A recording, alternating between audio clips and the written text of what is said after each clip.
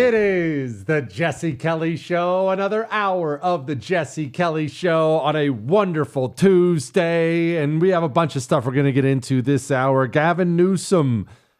Keep your eyes on Gavin Newsom. Yes, we're going to tackle some Gavin Newsom stuff. Debbie Wasserman Schultz said something absolutely hilarious. We'll get to emails. We'll get to something the Supreme Court did.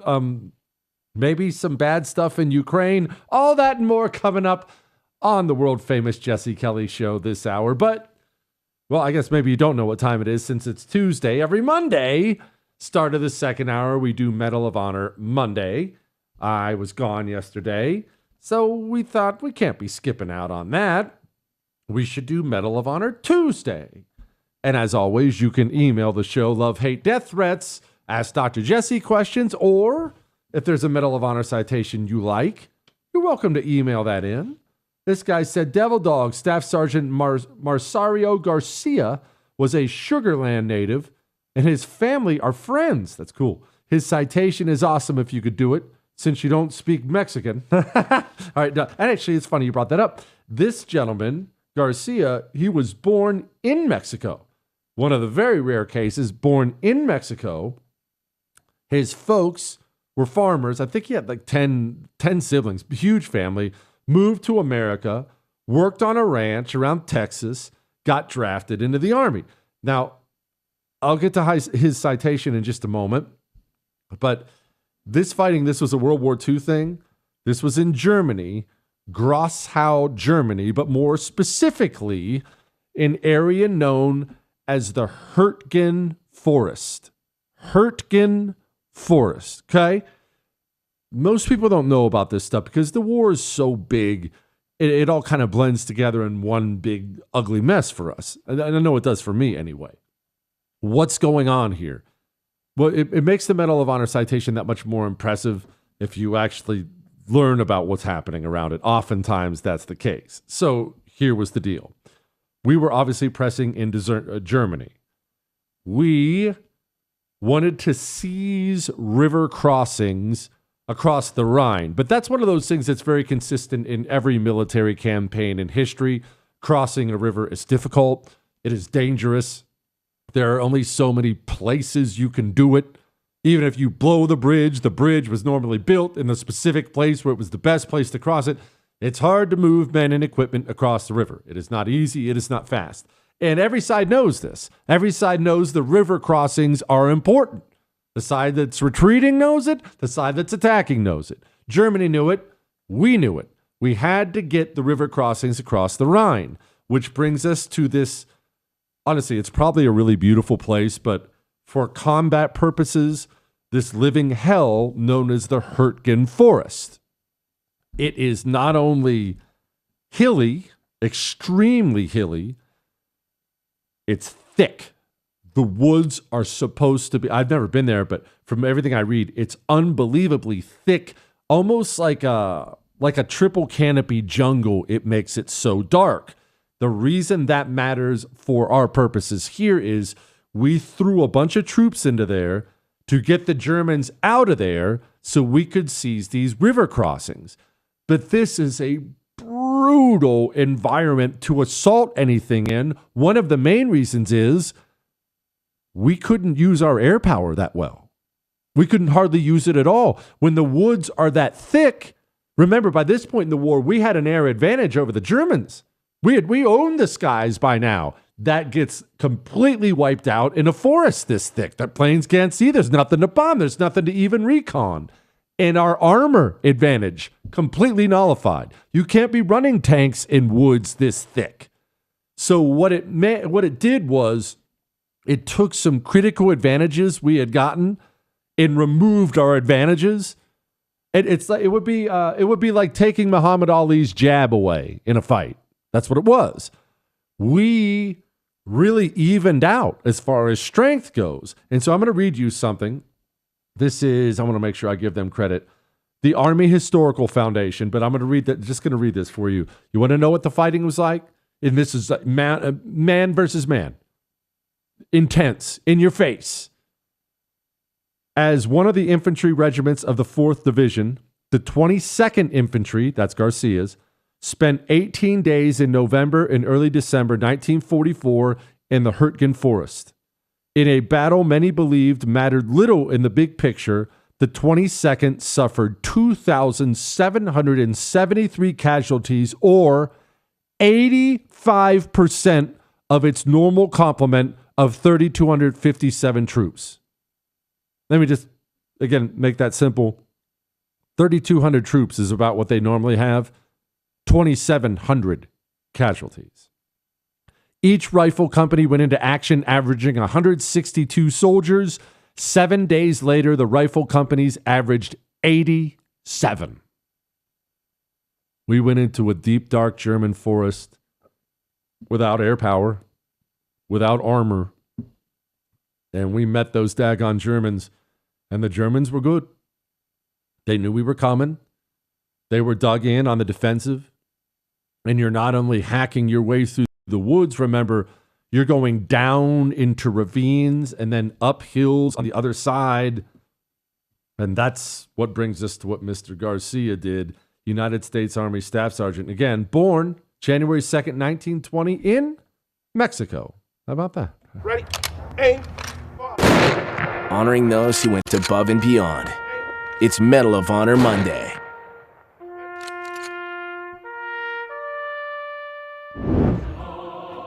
While an acting squad leader of Company B, 22nd Infantry, on the 27th of November, 1944, near Grosshau, Germany, he single-handedly assaulted 2 enemy machine gun emplacements.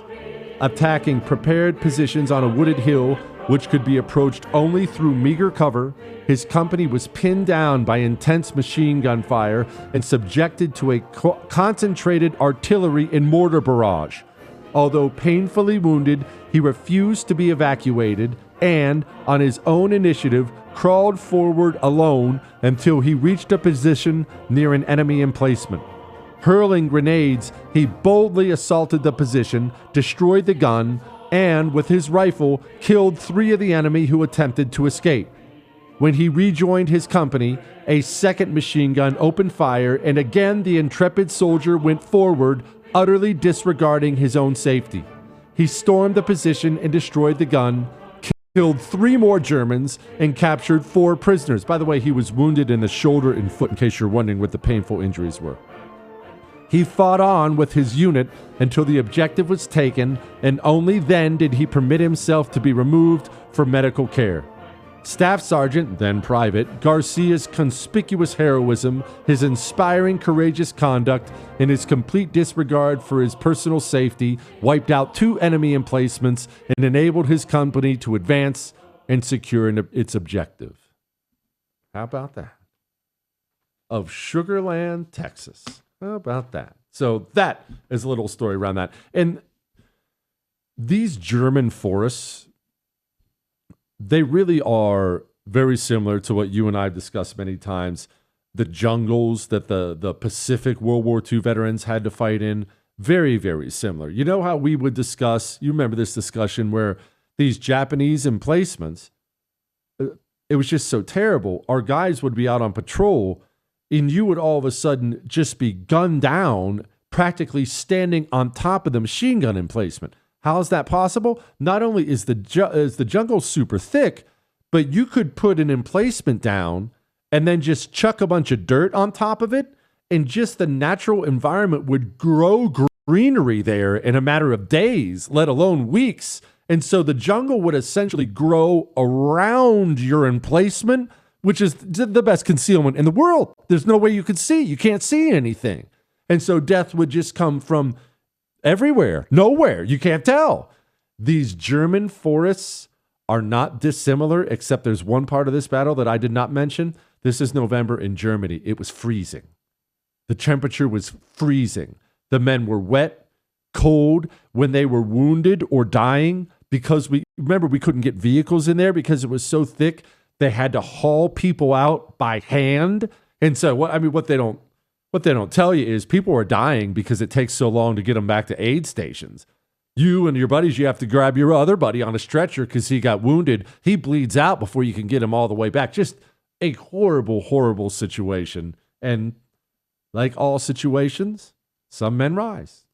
Mr. Staff Sergeant Garcia rose to the occasion. And we don't have to play taps because the man lived. How about that?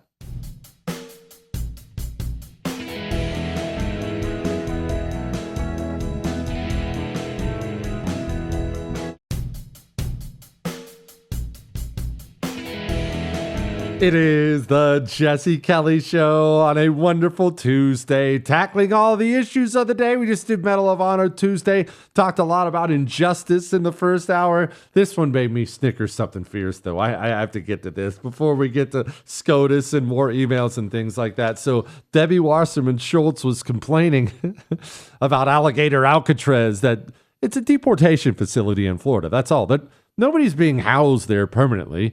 If you're an illegal, you're about to be deported. They're going to hold you there until they deport you. And this is what she dropped. What? So they essentially drink.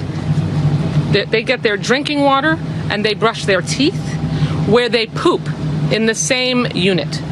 They bragged that they went above standards, supposedly, and gave them a 3-foot privacy wall that stretches the length inside the 32 detainee cage. They brush their teeth where they poop? You mean like everyone else in the United States of America that has a bathroom? Does Debbie Wasserman Schultz have an outhouse? You know, that could be the only explanation for that. I can't believe they brush their teeth where they poop. It's a bathroom. I believe my toilet is located approximately 3 feet away from the sink where I brush my teeth. It's called a bathroom. We all have one. That's one. 2. I'm going to confess something to you. And then I'm going to move on, and I'm never going to mention it again because I want to go do some emails and other stuff. I have brushed my teeth on the toilet before. Listen, Chris, I'm not going to be judged right away before I can even lob an explanation out there. In situations where I am crunched for time, maybe, don't look at me like that. I have occasionally, we're talking 3 times in my life, just having a confession.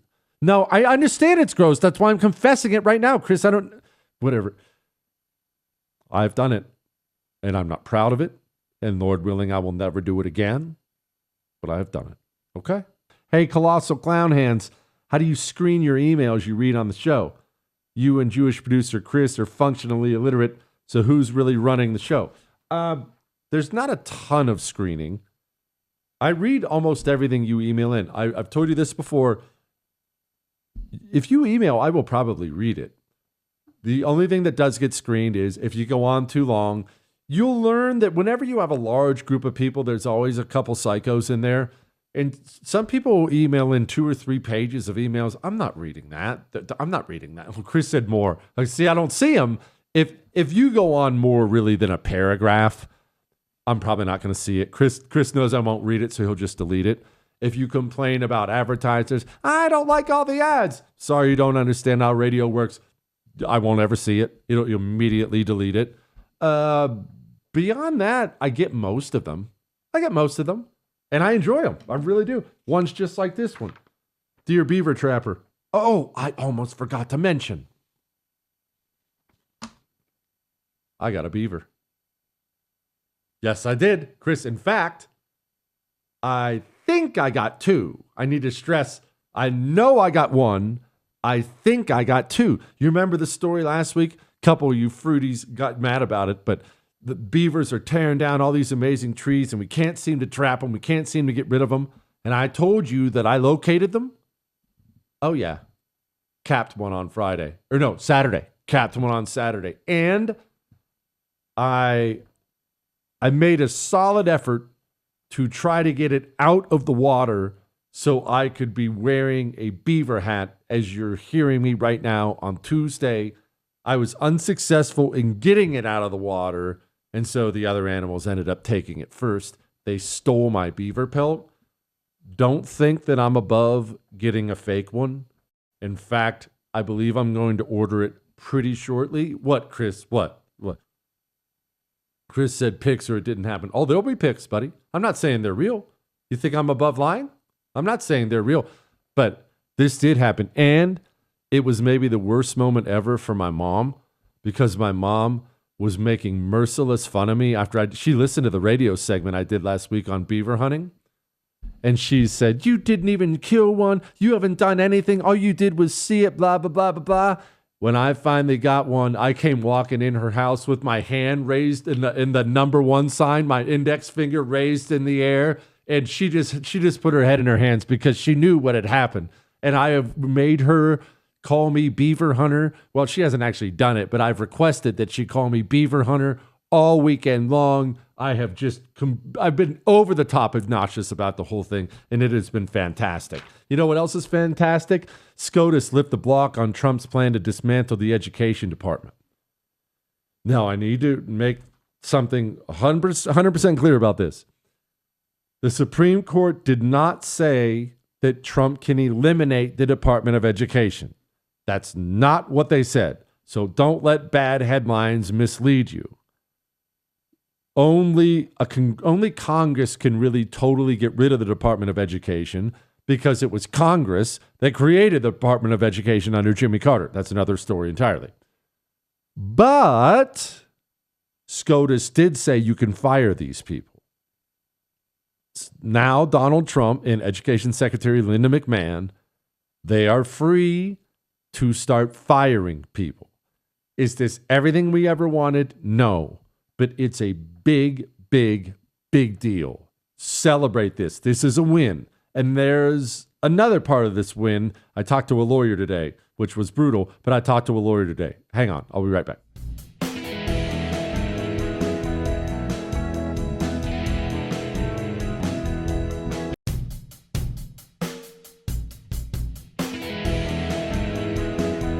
It is the Jesse Kelly Show on a wonderful, wonderful Tuesday. Remember, if you would like to email the show, you can. Jesse@jessekellyshow.com, and we will get to a bunch of those emails shortly. But, okay, so back to what the Supreme Court did. Remember, the Supreme Court did not eliminate the Department of Education. They didn't even say Trump could eliminate the Department of Education because he can't. It was created by Congress. It can only be eliminated by Congress. But what the Supreme Court did do is they said, oh, no, you can fire a bunch of people. Go ahead. I know that's a crazy thing to celebrate because how did we ever end up in a place where you can't fire government people? But that is the place we've been. And now that that's changing, it's something to celebrate. And you're starting to see this happen more and more across government agencies, like this lady who got dumped by the State Department. First one is disappointment. I'm a lawyer by trade and live for Supreme Court decisions, at least to have reasoning. So, to have the 6 justices just allow this to happen without even explaining their decision is extremely disappointing. Then I go into anger. Anger since the beginning of this administration by the misrepresentation about what we actually do. And it is extremely anger-inducing that this misrepresentation of what we do and how important our work is perpetuating. And the sense of entitlement with these freaking government employees drives me insane. They all think that they're these civil servants when they're not. Most of you are a bunch of lazy dorks who couldn't make it in the private sector. You took the job because the benefits are great. You get 8,000 paid vacation days a year. Please don't sell me on the important work you do. Most of you are committed communists who, when you're not on vacation, use your time to try to undermine Republicans and help Democrats. We all know that's exactly what you do. Back to what we were talking about the Supreme Court decision. What this did do, according to a lawyer friend of mine, was it potentially opened up the possibility of firing of other government employees en masse, meaning not just the Department of Education. I'm not saying we're there yet, so don't get excited, but he told me this could very well lead to the Supreme Court saying, look, you want to fire a bunch of IRS agents? Go ahead. You want to fire a bunch of FBI agents? Go ahead. CIA, go ahead. Go ahead. Go ahead. This has the potential. I know it sounds like a small story, it has the potential to shrink the government in a large, large way. Of course, it's not enough. We need to completely eliminate these agencies, but that's really freaking cool. In my mind, that's a good start. Jesse. Or actually, he said, Dear Beaver Trapper, why are conservative podcasters having Gavin Newsom on? Okay, so a lot of this is in response to Sean Ryan. Sean Ryan, who I like a lot. Sean Ryan had Gavin Newsom on his show.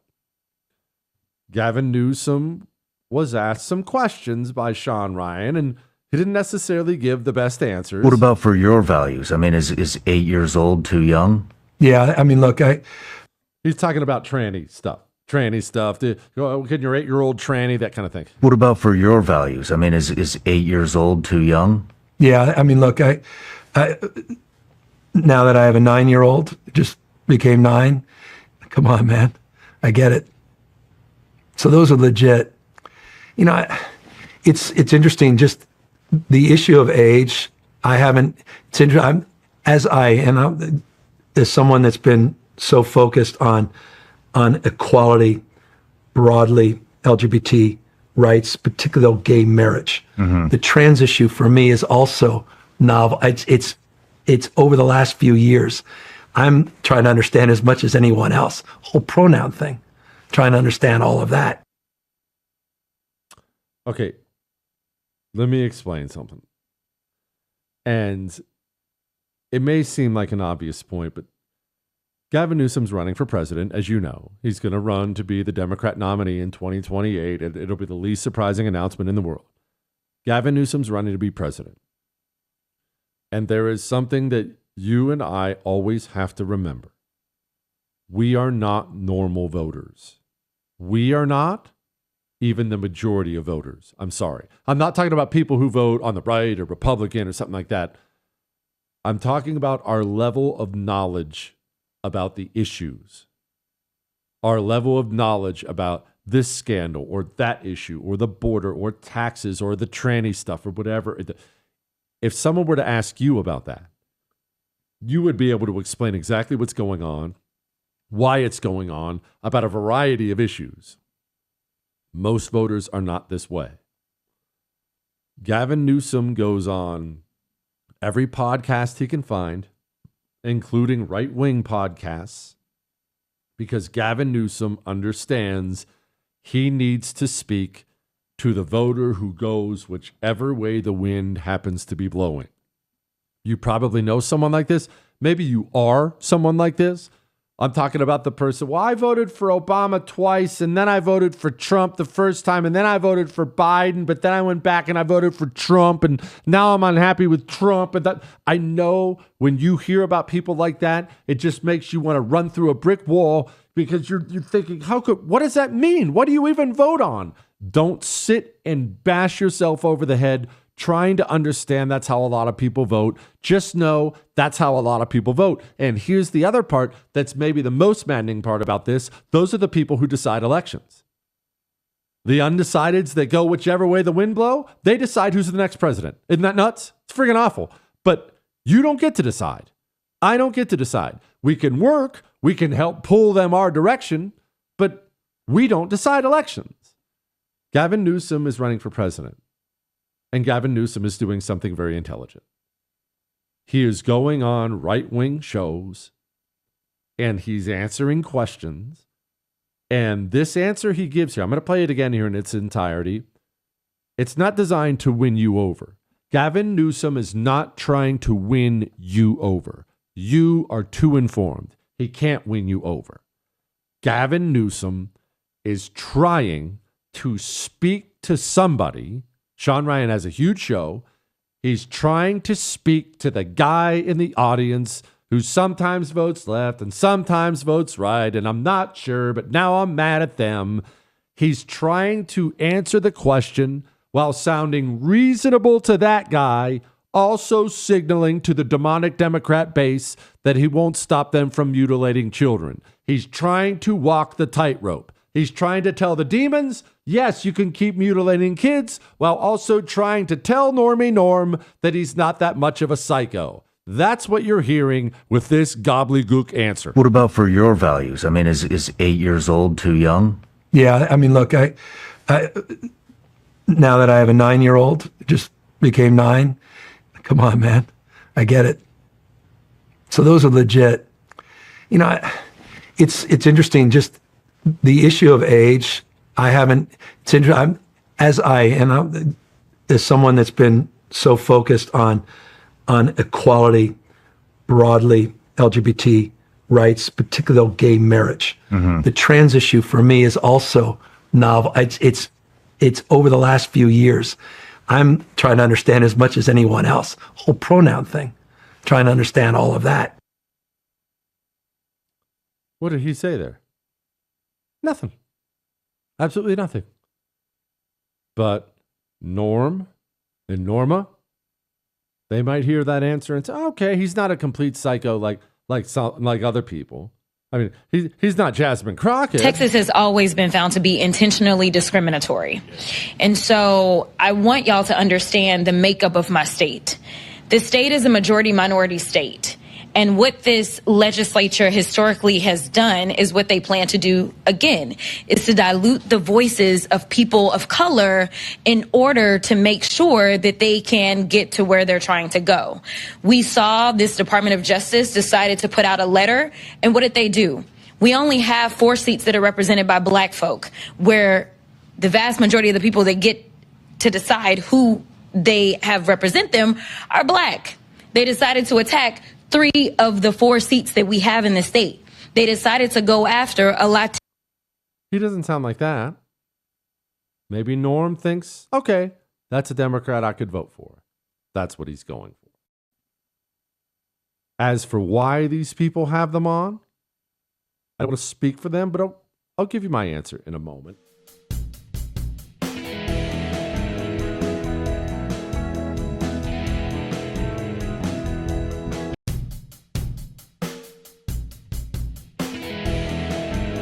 It is the Jesse Kelly Show on a wonderful, wonderful, wonderful Tuesday. Maybe you can email us, jesse@jessekellyshow.com. Before I get back to some more emails, and we'll talk about, well, being replaced intentionally by foreigners and why and all that stuff. Before we get to that and Ukraine and other things, I wanted to answer the guy's questions. I didn't want to avoid it.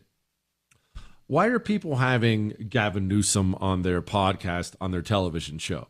He's a Democrat. He's a scumbag. Why have him on? Why have him on? Well, I don't do that. And let me explain why I don't have a lot of politicians on. You know, I don't have a lot of guests on, period, because I just prefer my own self. I prefer my own thoughts. I prefer to just do the whole thing myself. Part of that is a control freak thing. If I have on a guest and they suck, you suffer. I probably only have you for 15 minutes. You're in your car, you're on the way, maybe you're stuck in traffic. I have 15 minutes to try to make your day a little bit better. Make it interesting, make it laugh. If I have a guest on that sucks, it ruins it. So that's part of why I don't have many guests. But a big reason why I don't have many politicians is politicians, most of them, really all of them, because they're men, they will disappoint you. They'll disappoint me. Eventually they will. And that's okay. That's okay. If I wanted them to be just like me, I would just go run again from myself, right? They're different. They see things differently. But sometimes they will turn out to be treasonous little snakes, and maybe they weren't that way earlier, or maybe they were lying earlier. And if I had that person on, I will feel partially responsible because I promoted them. Ken Buck. Ken Buck was a former congressman from Colorado. I have played the audio of Ken Buck multiple times, sucking up to the FBI while the Stasi was abusing American citizens, their rights, arresting pro-lifers. And I played the audio of Ken Buck. Oh, I love you. The FBI is the best. You shouldn't defund anything. You guys are perfect. You protect us. And I even made the accusation, completely without evidence, I should note, that, oh, go ahead and play it, Chris. This Ken Buck.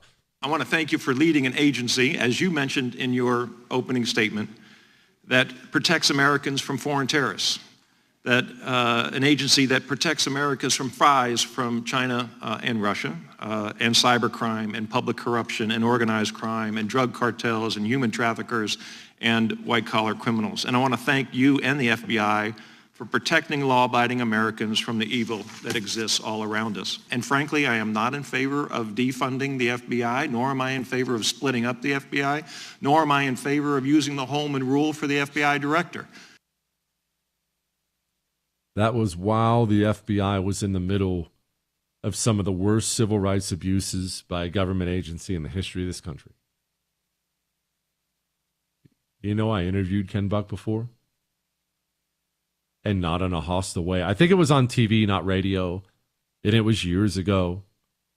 But he was, he had a fairly conservative voting record, and we brought him on. I promoted that man. I hate that. I really, really, really hate that, because I don't want to promote somebody who is bad. Now, I have no idea why he made those statements. Again, I accused him without evidence of being compromised in some way, and I still believe that. That it was so bizarrely over the top that it almost seemed out of place. And then he retired promptly. He basically sucked up to Christopher Wray for a minute and then retired. It seemed bad. It looked bad. But whatever. My philosophy is that I have been given this huge platform. It's a blessing I don't deserve. And I try, obviously I fail sometimes, I try to not promote anything or elevate a voice that shouldn't be elevated. But that is just my philosophy. There are other people who would say, why, Jesse? Bring on, who do I hate the most, Chris? What politician do I hate the most? I hate all of them, really, for the most. Cornyn, okay, good. That's a good example as any. Chris said John Cornyn. I've had people email in and say, Jesse, you hate John Cornyn. I get that. Why not bring him on and ask him hard questions? Why not bring him on and ask him about the gun control thing? Why not? Why not? And I'll be honest with you. I don't bring him on because I don't want to promote him. And I don't ask him hard questions because they'll just lie. They'll give me talking points like every politician does. But the question is still a very valid one. And a lot of really decent people have that philosophy of, no, bring them on. Kind of one of those sunlight is the best disinfectant things. Bring them on, sit them in the chair, ask them hard questions. It's just a different philosophy. That's why different people bring them on. It's just a different philosophy. I do not. I will not. I don't like interviews. I really hate interviewing politicians. And I really, really, really hate interviewing communists. So that's not something I'm going to do on my show. But I get why others do. All right. Let's discuss Ukraine, Russia. It's going to hurt a little bit, but let's discuss Ukraine and Russia. Before we discuss Ukraine and Russia, though, we are going to discuss being replaced. You being replaced. Your children being replaced. What's happening? We'll show you a really great example of it in just a moment.